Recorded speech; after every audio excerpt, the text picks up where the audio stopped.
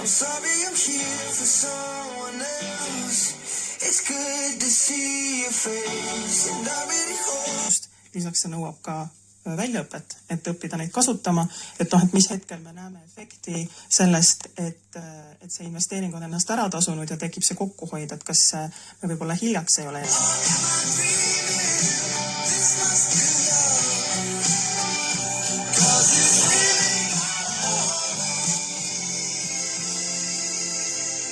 Vajaks hoolitsust, varsti liitun nendega, kuid see on okei. Kuid seni kaua